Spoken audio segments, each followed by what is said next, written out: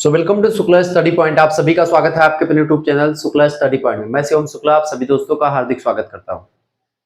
आज के वीडियो के माध्यम से हम लोग चर्चा करेंगे इंग्लिश लिटरेचर के बारे में। जब आप बीए के 5th सेमेस्टर में होते हैं तो आपको इंग्लिश लिटरेचर में 2 पेपर पढ़ने होते हैं। तो आज के वीडियो के माध्यम से हम पहले पेपर के बारे में चर्चा करेंगे, पेपर 1, जिसमें आपको पढ़ना क्या होता है। अब किसी में पेपर 1 में है, पेपर 2 में है, वो बात का मैटर है, लेकिन आपको पढ़ना ये पड़ता है classical literature and history of English literature. यानी कि क्लासिकल माने शास्त्रीय, लिटरेचर माने साहित्य। तो जो इंग्लिश का क्लासिकल जो लिटरेचर है, शास्त्रीय साहित्य है अंग्रेजी का, उसको पढ़ना है।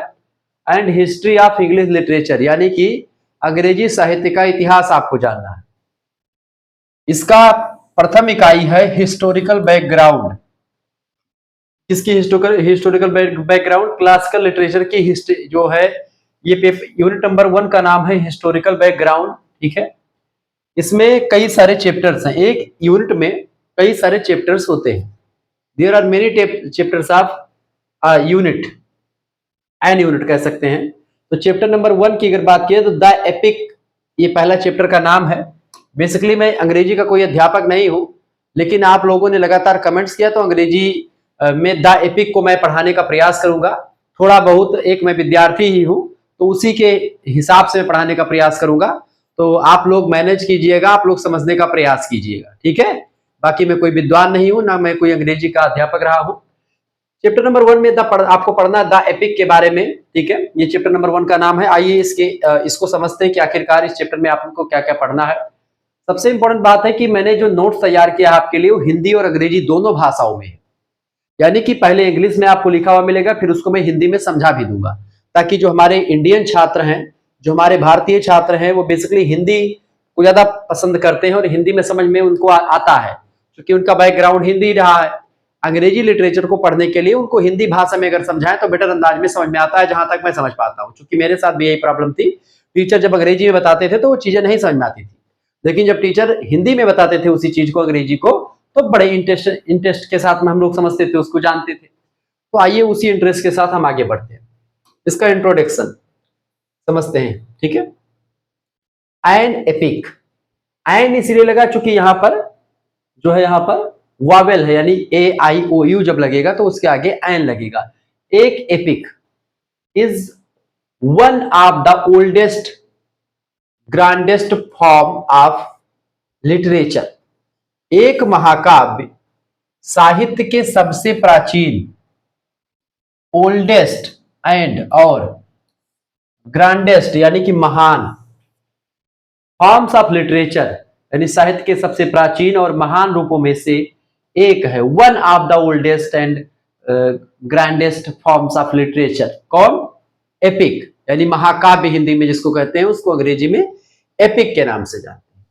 तो ये महाकाव्य जो होता है साहित्य के सबसे प्राचीन और महान रूपों में से एक है, जिसकी जड़ें प्राचीन सभ्यताओं की मौखिक परंपराओं में गहराई तक जुड़ी हुई हैं। यानी कि rooted deeply in the oral traditions of ancient civilization. यानी कि इसकी जड़ें जो हैं, किसकी जड़ें? एपिक की जड़ें प्राचीन सभ्यताओं, एंशिएंट सिविलाइजेशन की मौखिक परंपराओं, मौखिक माने ओरल ट्रेडिशंस, ओरल ट्रेडिशंस माने मौखिक परंपराएं। महाकाव्य का उदय ऐसे अचानक से लेखन शैली के हिसाब से नहीं हो गया कि जैसे महाकाव्य बना वैसे लिखना ही प्रारंभ हो गया। महाकाव्य का जो प्रादुर्भाव हुआ अंग्रेजी में, एपिक का जो ओरिजिन है आप देखेंगे, वह एक प्रकार से एक अचानक से नहीं होगा, इसकी एक लंबी प्रक्रिया है। और उस प्रक्रिया में एक मौखिक प्रक्रिया है। मौखिक प्रक्रिया माने जैसे पहले हम इसको लोक भाषाओं में, जैसे आप देखते हैं ऐसे हिंदी में जो महाकाव्य है ऐसे डायरेक्टली नहीं लिख दिए गए हैं। पहले महाकाव्य की परंपराओं में लोग जो है वैसे मौखिक परंपरा में चीजें, जैसे वेदों को श्रुति कहते हैं। क्यों कहते हैं वेदों को श्रुति?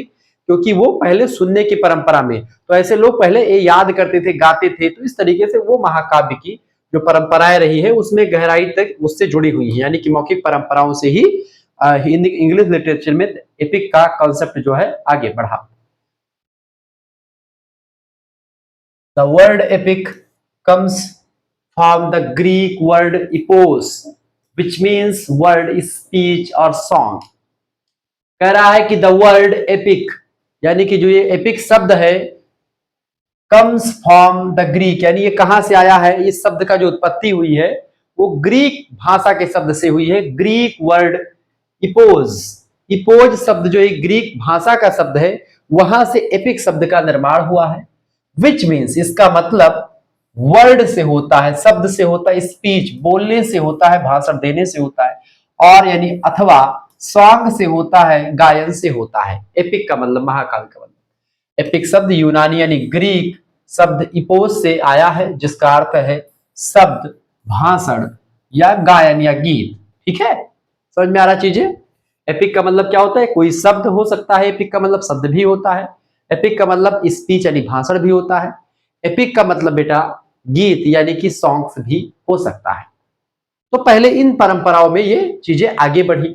जैसे हम नाटक के प्रादुर्भाव की बात करते हैं तो हम कहते हैं कि नाटक की उत्पत्ति कैसे हुई, उसको लेकर के नाना प्रकार के सिद्धांत हैं। तो इसी तरीके से जब हम एपिक की बात करते हैं इंग्लिश लिटरेचर में, तो उसको लेकर के भी तमाम प्रकार की धारणाएं तमाम प्रकार के विद्वानों ने अपने अपने हिसाब से समझाई। आगे बढ़ते हैं। इन इट्स अर्लीस्ट सेंस, इसके प्रारंभिक अर्थ में, यानी जो प्राचीन जो अर्थ रहा है प्रारंभिक अर्थों में, in its earliest sense the epic was a long narrative poem, यानी कि ये क्या है, एक लॉन्ग नरेटिव पोएम है। एपिक क्या है, एक लंबी कथात्मक कविता या एक लंबी महाकाव्य। क्या है, एक लंबी कथात्मक कविता होती थी पहले शुरुआती दौर में, एक लंबी कथात्मक कविता के रूप में हम एपिक को जानते थे। Celebrating heroic deeds and events significant to a culture और नेशन।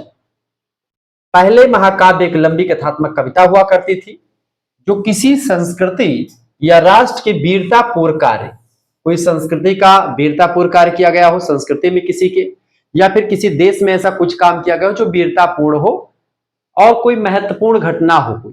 ठीक है, तो उसी के उत्सव के रूप में हम लोग जो है एपिक का जो एपिक देखते थे कि इसी के उत्सव के दौरान एपिक का गायन किया जाता था, एपिक का जो है इसी समय उद्घोष होता था। जैसे जब हम नाटक की उत्पत्ति की बात करते हैं तो कहते हैं कि भाई नाटक की उत्पत्ति हुई है रंगमंच से, पहले नुक्कड़ नाटक वगैरह हुआ करते थे, गली नाटक हुआ करते थे, लोक नाट्य से ही नाटक की उत्पत्ति धीरे धीरे करके आगे बढ़ी। तो ऐसे ही एपिक जो होता है यह भी क्या होता है बेटा, पहले किसी उत्सव में कोई महत्वपूर्ण घटना होती थी, उसमें कोई उत्सव होता था, या कोई युद्ध जीत करके आया है उस दौरान कोई, तो उस समय ऐसे गायन किए जाते थे। ठीक है, ऐसी चीजें हुआ करती थी, तो वही एपिक कहते थे उसको उस समय। आगे बढ़ते हैं, परिचय समझ रहे हैं भैया। Epics such as Homer's Iliad and Odyssey. Homer नाम के एक विद्वान है, उनकी रचना है इलियड एंड ओडिसी। ये महाकाव्य है बेसिकली, और प्राचीन महाकाव्यों में इनकी गणना की जाती है। तो epics such as Homer's Iliad and Odyssey और विर्जिल्स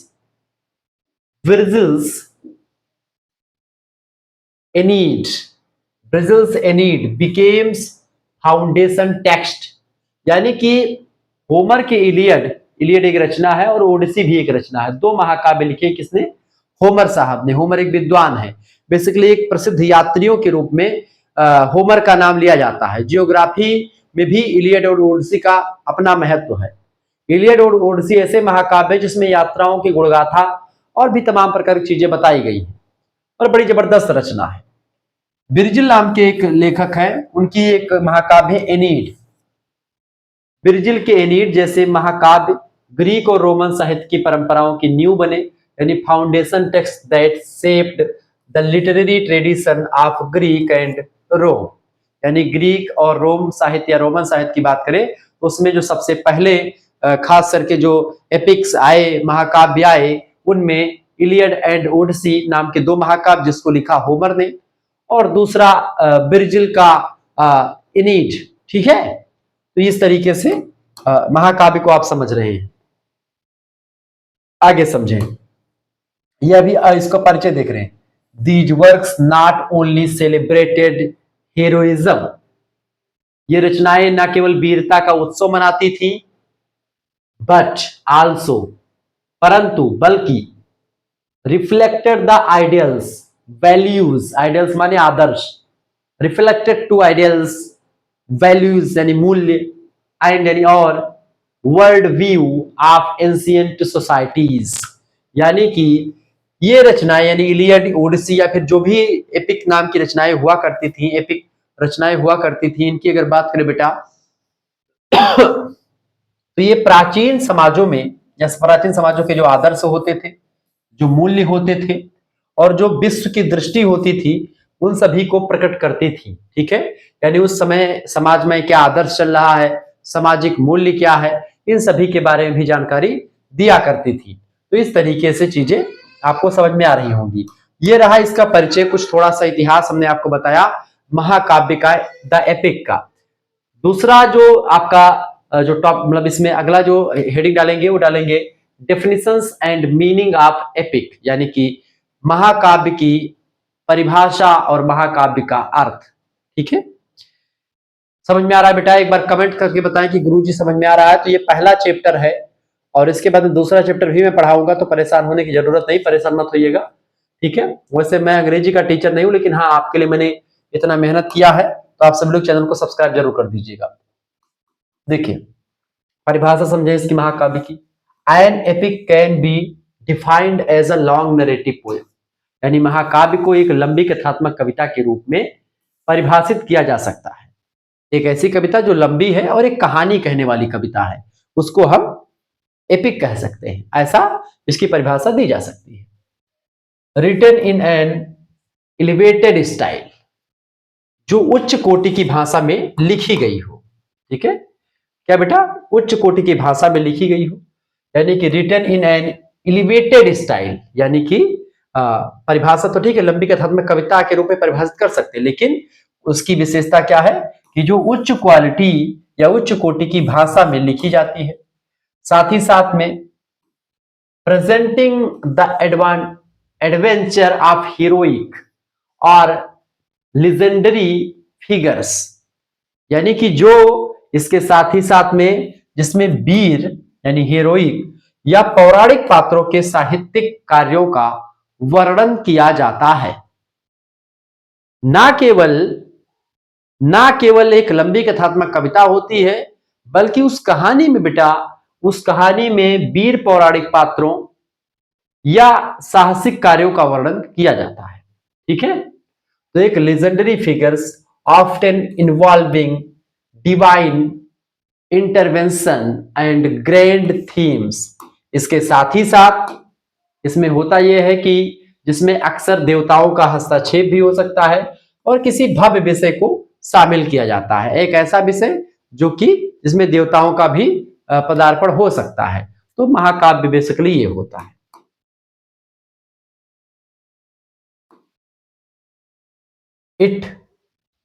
It portrays a vast setting, a central heroic figure, and action that determine the fate of a people or nation.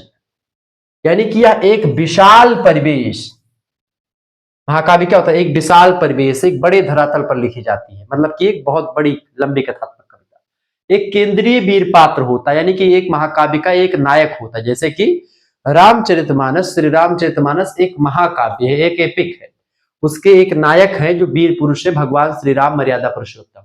तो उनको तो आधार बना करके लिखा गया है, लेकिन उनके इर्द गिर्द तमाम पात्र और भी आपको मिलेंगे जो कि सहायक पात्रों की श्रेणी में आएंगे।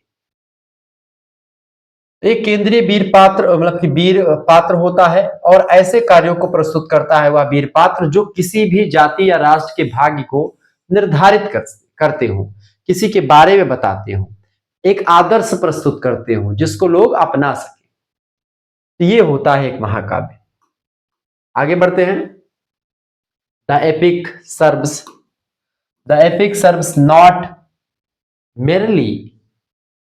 merely as a story but as a representation of the collective spirits and cultural ideals of a civilization, यानी कि the epic serves not merely, यानी महाकाव्य केवल कहानी नहीं होता, as a story but as a representation of the collective spirit and cultural ideals of a civilization।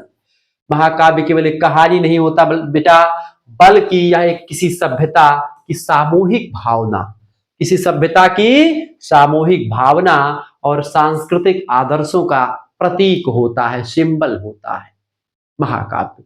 महाकाव्य से किसी भी सभ्यता के बारे में आप बहुत ही विधिवत ढंग से जानकारी प्राप्त कर सकते, तो ये है महाकाव्य। अगली हेडिंग डालेंगे, origin of the epic tradition. उद्भव कैसे हुआ महाकाव्य परंपरा का, महाकाव्य परंपरा शुरुआत कैसे हुई इसकी, इसका विकास उद्भव कैसे हुआ, इसको जानते हैं। The origin of the epic tradition is rooted in the oral poetry of ancient civilization। महाकाव्य परंपरा की उत्पत्ति प्राचीन सभ्यताओं की मौखिक काव्य परंपरा में हुई। क्या हुई बेटा?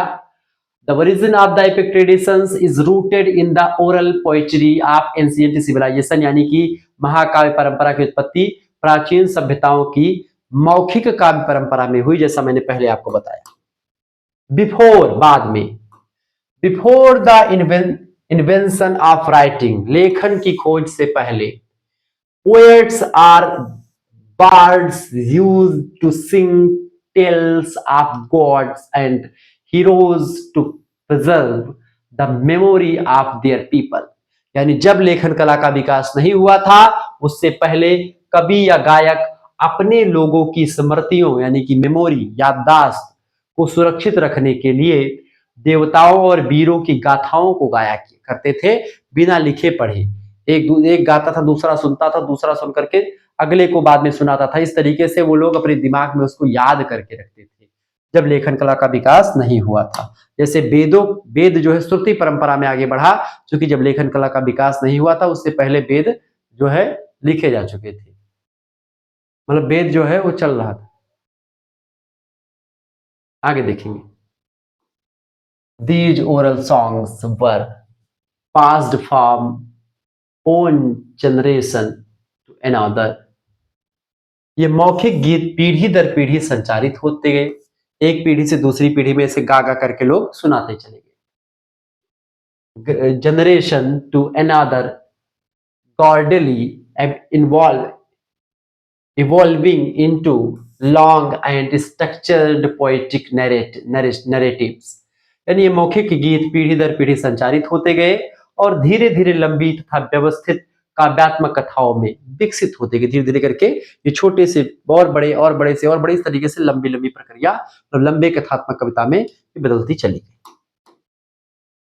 आगे बढ़ते हैं, होमर्स the legendary Greek poet. Homer नाम का जो पोएट है, ये एक महान ग्रीक कवि रहा है। is believed to have composed the first great epics।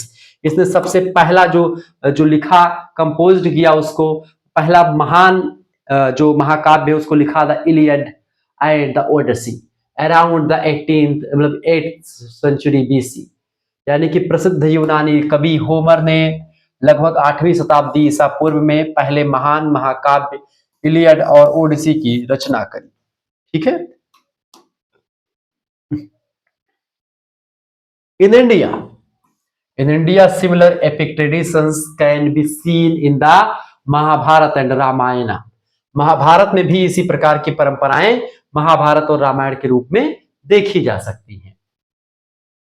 Which were also preserved through oral storytelling before being written down।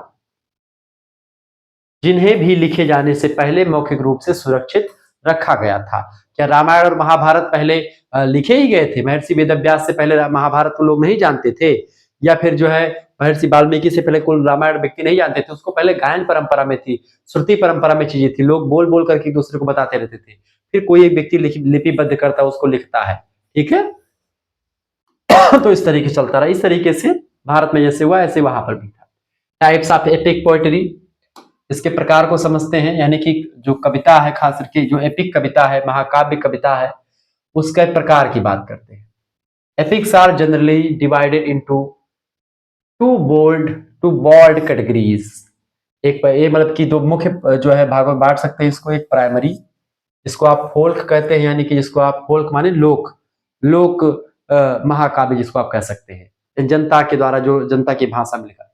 Epic and दूसरा सेकेंडरी, यानी जिसको आप लिटरेरी कहते हैं, यानी कि जो साहित्यिक चीज है। एक लोक एपिक यानी कि फॉल्क एपिक, एक दूसरा होता है लिटरेरी एपिक। ठीक है, फॉक एपिक और लिटरेरी एपिक, दो प्रकार के महाकाव्यों को समानतः दो प्रमुख श्रेणियों में बांटा जाता है, एक प्राथमिक यानी लोक महाकाव्य और दूसरा द्वितीयक यानी कि साहित्यिक महाकाव्य। फॉक एपिक की बात की जाए, लोक महाकाव्य की बात करें तो अ प्राइमरी और folk epic originates in oral tradition, यानी मौखिक परंपरा का जो विकास है वो लोक महाकाव्यों की वजह से ही है। एंड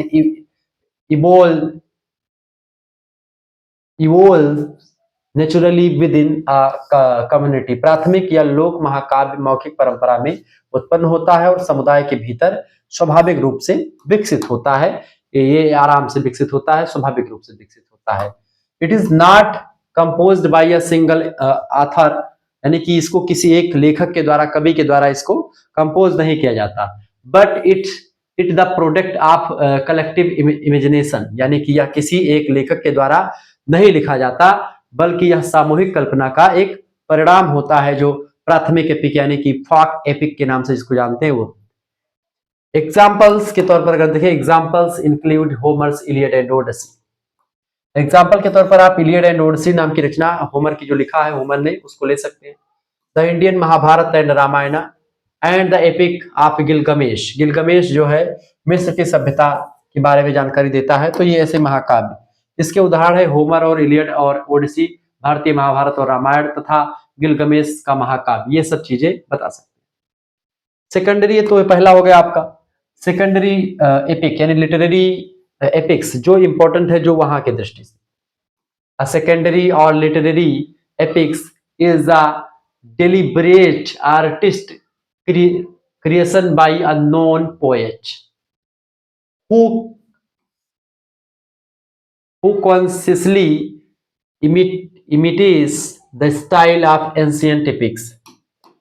द्वितीयक या साहित्यिक महाकाव्य एक ज्ञात कवि या की सचेत कल्पनात्मक रचना होती है, जिसको वो जानबूझ करके करता है, जो प्राचीन महाकाव्यों की शैली की नकल करता है। It is written rather than sung and often reflects the poet's personal interpretation of heroism and destiny। यह गाया नहीं जाता बल्कि लिखा जाता है, और अक्सर कवि के व्यक्तिगत दृष्टिकोण को ये महाकाव्य दर्शाता है। महाकाव्य का जो नायक होता है वो अक्सर लेखक की विचारधारा से प्रेरित होता है कहीं ना कहीं पे। Examples include Virgil's Aeneid, Dante's Divine Comedy, यानी कि दांते की डिवाइन कॉमेडी, वर्जिल की एनीड एंड मिल्टन्स की पैराडाइज लॉस्ट। ठीक है, जॉन मिल्टन इसके उदाहरण है। जैसे वर्जिल नाम के एक लेखक हैं, वर्जिल नाम के कवि हैं, उनकी रचना है एनीड। दांते एक फिलोसोफर जिनकी रचना है डिवाइन कॉमेडी, और मिल्टन, जॉन मिल्टन की रचना है पैराडाइज लॉस्ट। ये सब ऐसी रचनाएं हैं जो साहित्यिक एपिक हैं, लिटरेरी एपिक्स की श्रेणी में आते हैं। ठीक है, चलिए आगे बढ़ते हैं, समझ में आ रहा होगा। अगला आप देखेंगे, अगला कैरेक्टरिस्टिक्स ऑफ एन एपिक्स, यानी कि इसकी विशेषताएं समझें।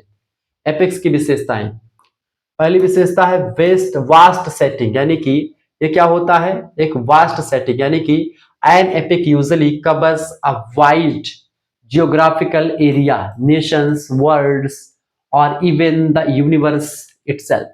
महाकाव्य प्रायः एक विशाल भौगोलिक क्षेत्र को शामिल करता है, खास करके किसी राष्ट्र के प्रति हो सकता है या विश्व को देकर के हो सकता है, स्वयं ब्रह्मांड भी क्यों ना हो, महाकाव्य इन सभी को अपने आप में लिख सकता, समाहित कर सकता है।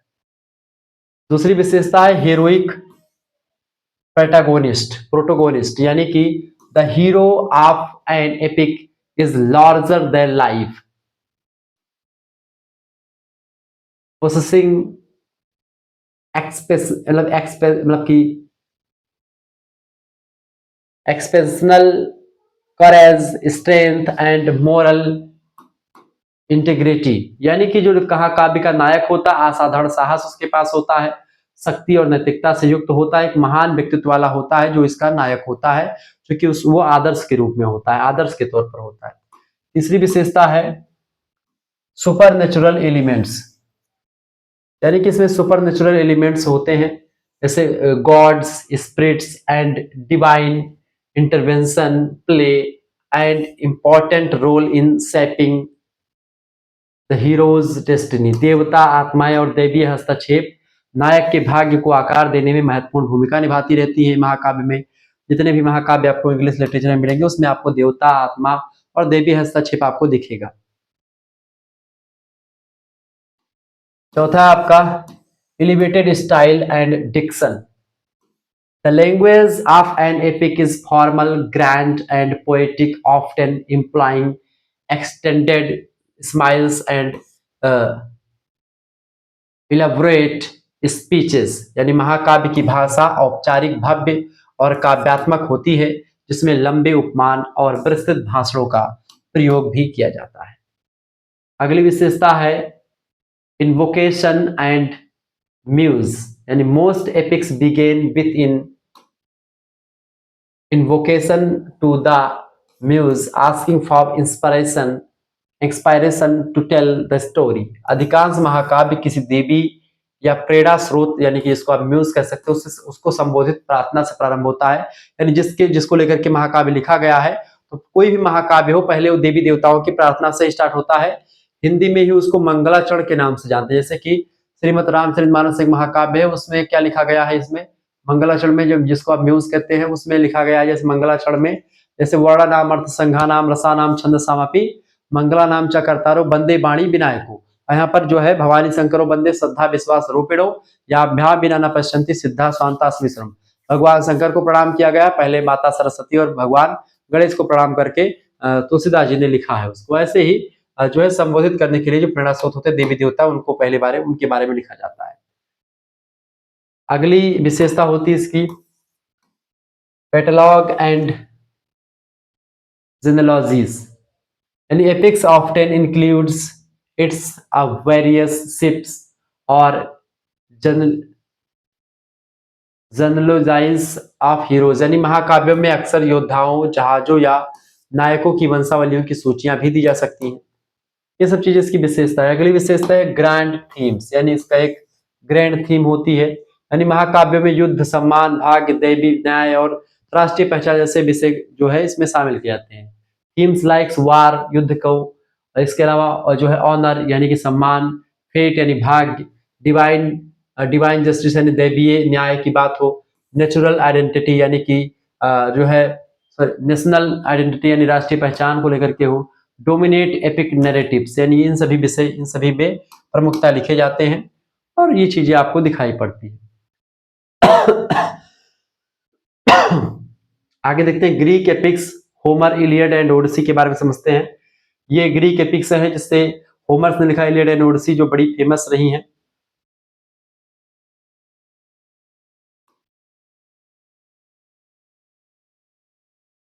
The earliest and most celebrated epics of Western literature are the Iliad and the Odyssey, composed by the Greek poet Homer।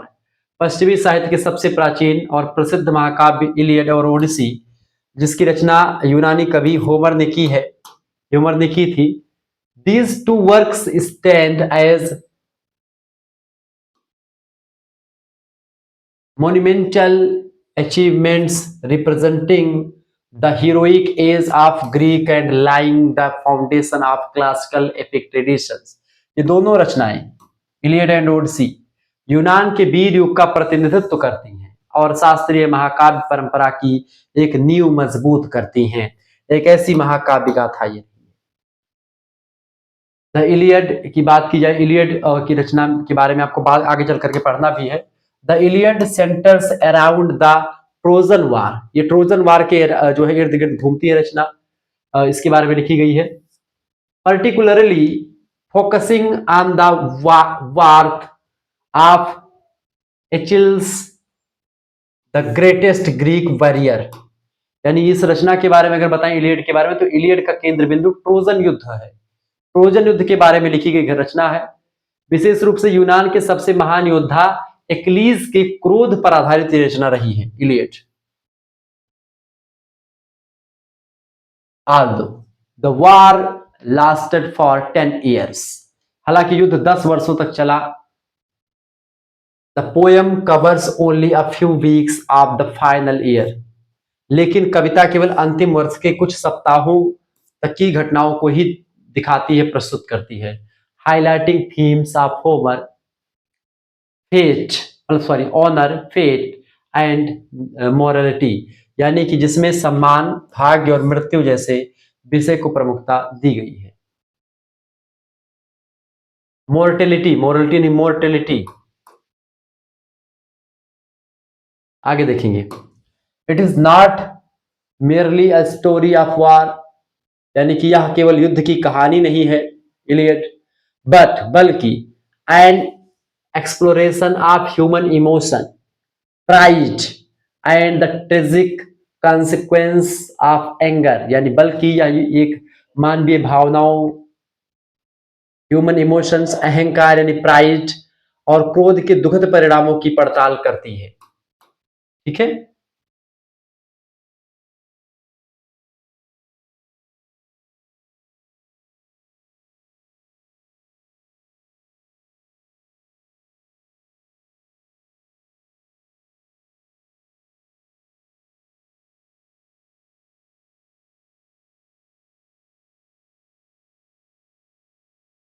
The Iliad opens with a invocation to the muse and begins with the lines।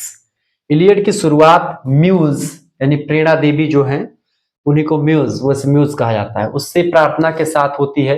प्रार्थना में कहा गया, क्या कहा गया प्रार्थना में? Sing O goddess the anger of Achilles, हे देवी एक्लीज के क्रोध का गायन करो, हे देवी एक्लीज के क्रोध का गायन करो। इससे रचना प्रारंभ होती है। This invocation establishes the divine connection between the poet and his art, a characteristic feature of epic poetry। यह आरंभ कवि और उसकी कला के बीच दैवी संबंध को स्थापित करता है, जो महाकाव्य कविता की एक विशिष्ट विशेषता होती है। एक महाकाव्य कविता की यही विशेषता होती है कि उसमें एक ऐसी देवी होती, ऐसा एक कैरेक्टर होता है जिससे प्रेरणा लेकर के कोई रचना लिखी जाती है। ठीक है, उसी को म्यूज कहा जाता है। इसके अलावा ओडिसी की बात की, ओडिसी में क्या है? The Odyssey narrates the adventurous journey of Odysseus. Ulysses in Latin, इसको लैटिन में उल्सी भी कहते हैं। As he attempts the return home after the Trojan war. ये ट्रोजन वार के बाद में जब इलियड ये जो है लौट रहे थे घर पे, उस समय लिखी गई। ओडिसी ट्रोजन युद्ध के बाद अपने घर लौटने के प्रयास में नायक ओडिसियस, यानी लैटिन में जिसको यूलिसीस कहते हैं, उसकी रोमांचक यात्रा का वर्णन करती है। इसलिए जियोग्राफी की दृष्टि से ओडिसी रचना बड़ी फेमस हो जाती है। It is a tale of courage, यह साहस, इंटेलिजेंस, बुद्धिमत्ता, इंड्योरेंस, सहनशीलता एंड और the yearning for home and peace, घर और शांति की लालसा की कथा है। यह साहस, बुद्धिमत्ता, सहनशीलता और घर व शांति की लालसा की एक कथा है। कौन? Odysseus. The poem explores the trials and temptation Odysseus faces. यह कविता उन परीक्षाओं और प्रलोभनों का वर्णन करती है जिनका सामना ओडिसियस करता है। From the Cyclops to the Sirens from the wrath of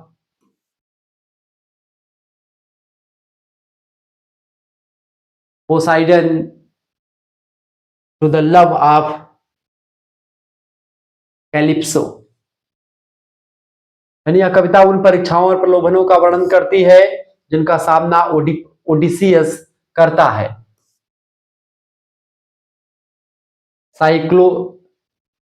cyclops से लेकर के साइरेंस तक, पिसाडाइन के क्रोध से लेकर के कैलिप्सो के प्रेम तक, सब कुछ इसमें आपको दिखता है। Will the Iliad glorifies war, जहां इलियड युद्ध की महिमा मंडन करता है। The Odyssey glorifies wisdom, Odyssey बुद्धिमत्ता का महिमा मंडन करती है रचना। प्रिवेंस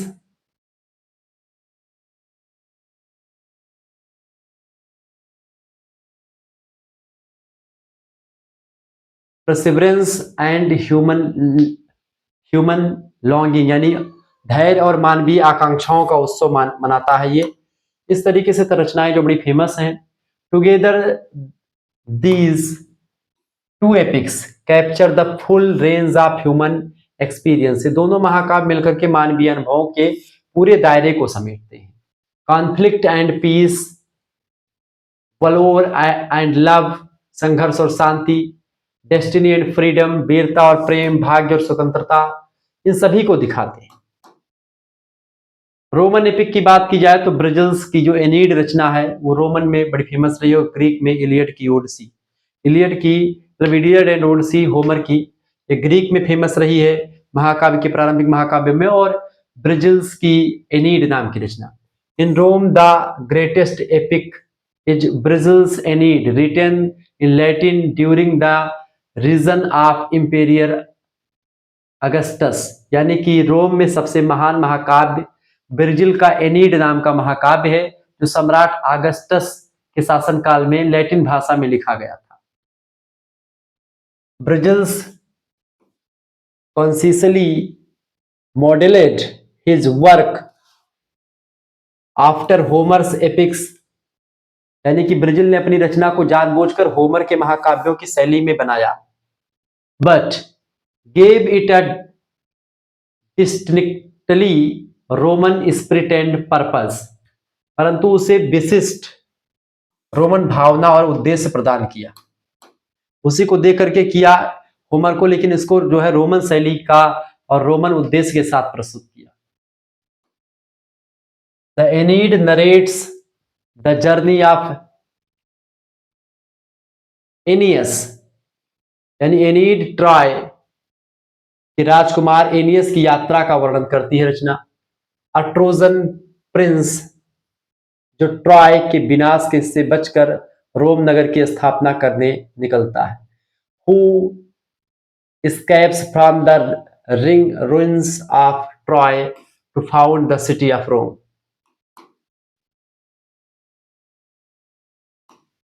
It combines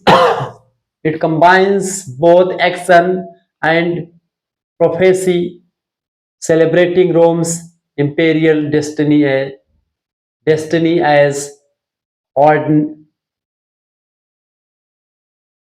ordained by the gods, यानी यह क्रिया और भविष्यवाणी दोनों को जोड़ती है और देवताओं द्वारा निर्धारित रोम के साम्राज्यिक भाग्य का उत्सव मनाती है। Unlike होमर्स heroes driven by personal glory, जहां होमर के नायक व्यक्तिगत गौरव से प्रेरित होते हैं, वहीं एनियस इज मोटिवेटेड बाय ड्यूटी, यानी वो अपने कर्तव्य यानी कि कर्तव्य से मोटिवेट होता जो है प्रेरित होता अपनी ड्यूटी से। Representing the Roman ideal of responsibility to family, जो परिवार, देवताओं और राष्ट्र के प्रति उत्तरदायित्व के रोमन आदर्श का प्रतीक है। To family gods and nation, Thus the Aeneid served not only as a poetic masterpiece, इस प्रकार एनीड केवल एक काव्यात्मक उत्कृष्ट कृति नहीं, but also as political propaganda glorifying the Roman Empire, बल्कि रोमन साम्राज्य का महिमा मंडन करने वाला एक राजनीतिक ग्रंथ भी रहा है। इस तरीके से एनीड जो महाकाव्य है वो भी बड़ा फेमस रहा है रोमन साम्राज्य का। Comparative study Greek versus Roman epics, तुलनात्मक अध्ययन करते हैं, समझते हैं कि किसमें क्या था। देखिए ग्रीक और रोमन में, Greek epics emphasize individually heroism, Greek महाकाव्य व्यक्तिगत वीरता, व्यक्तिगत गौरव, पर्सनल ग्लोरी, व्यक्तिगत गौरव, and the relationship between man and fate, और मनुष्य व भाग्य के संबंध पर बल देते हैं। कौन? जो ग्रीक जो पोएट्स हैं वो लोग। जबकि Roman epics in contrast focus on collective destiny, social duty and divine order.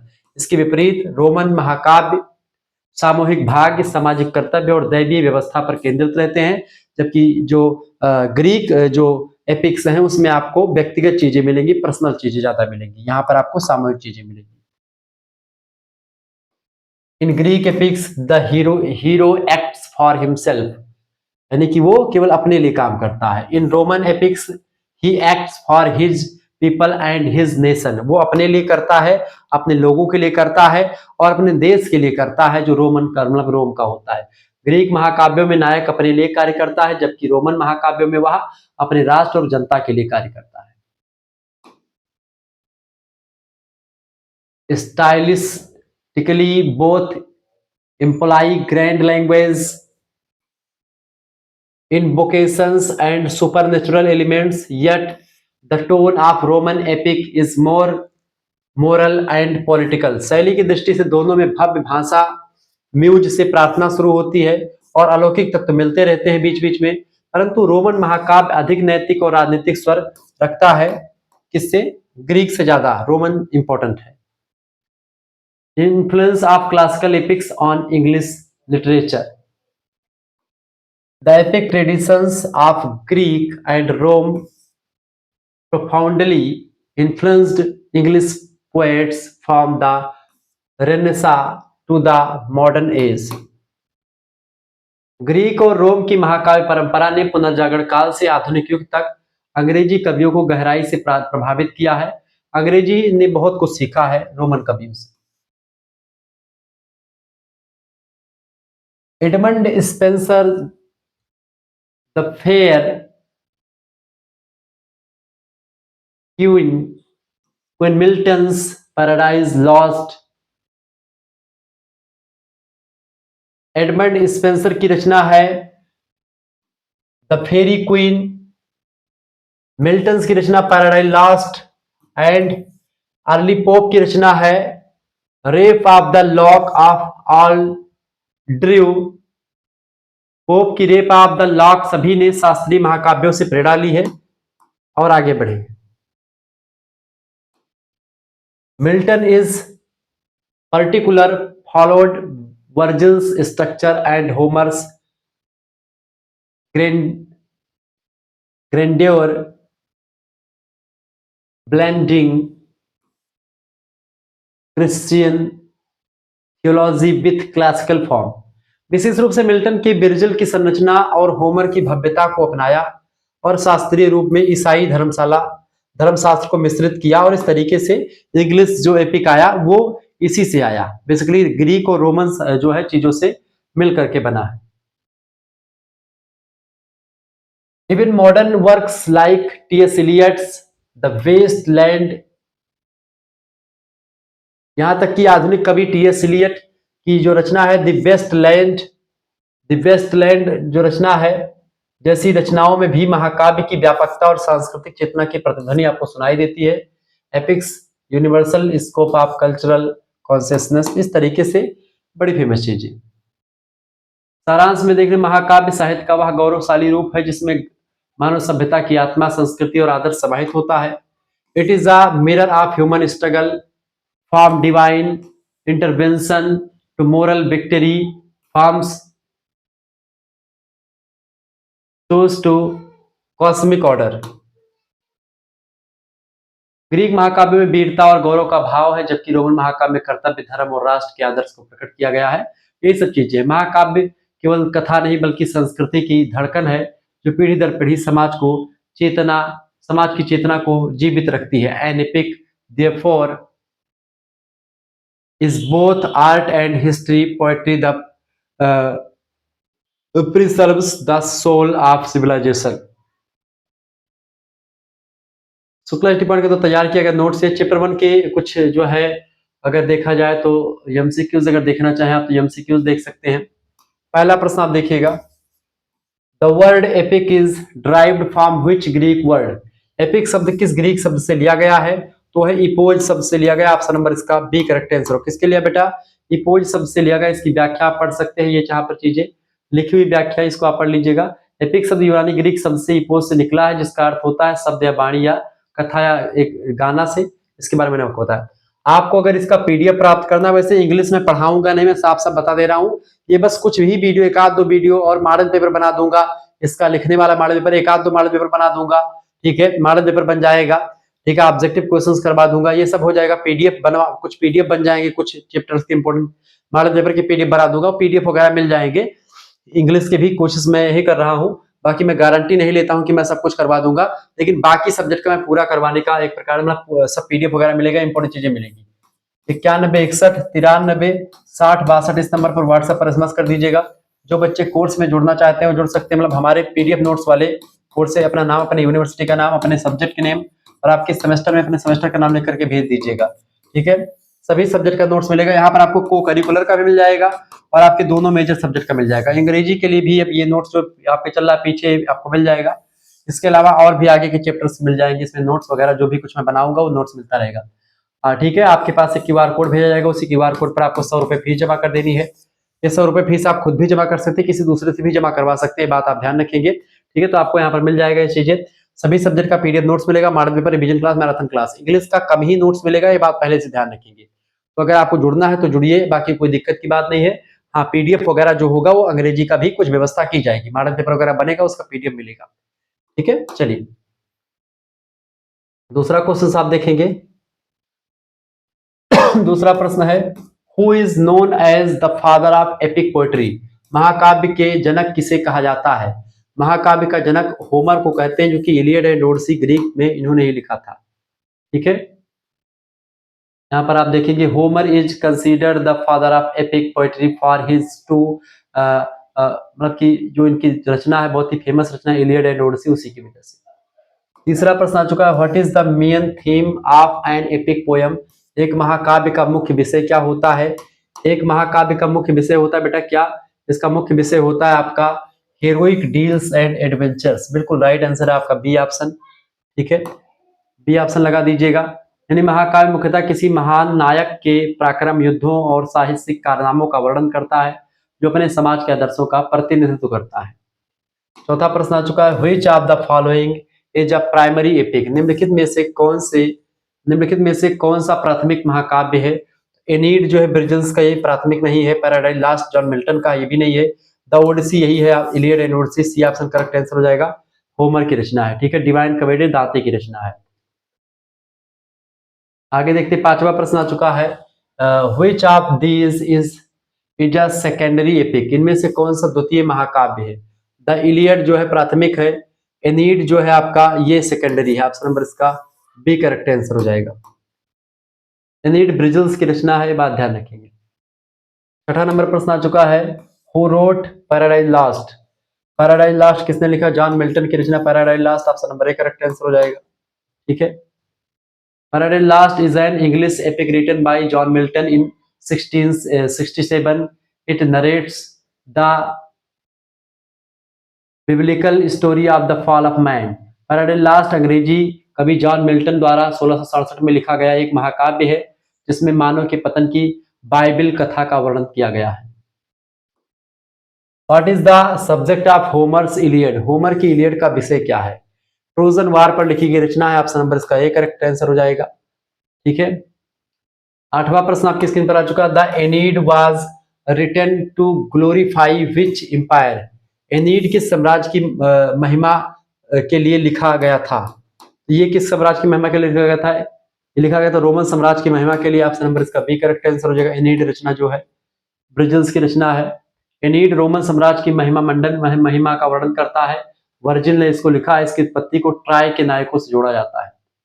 9वां number प्रश्न आ चुका है, which is considered the greatest Indian epic? Bharat का सबसे महान महाकाव्य कौन सा है? रामायण या महाभारत? करेक्ट आंसर क्या हो जाएगा इसका? महाभारत दुनिया का सबसे बड़ा महाकाव्य कहा जाता है। ऑप्शन नंबर महर्षि वेदव्यास ने लिखा है, ठीक है। 10वां प्रश्न आपकी स्क्रीन पर आ चुका है, who wrote the divine comedy? Divine comedy किसने लिखा है? दांते ने लिखा है, ठीक है, दांते ने लिखा है।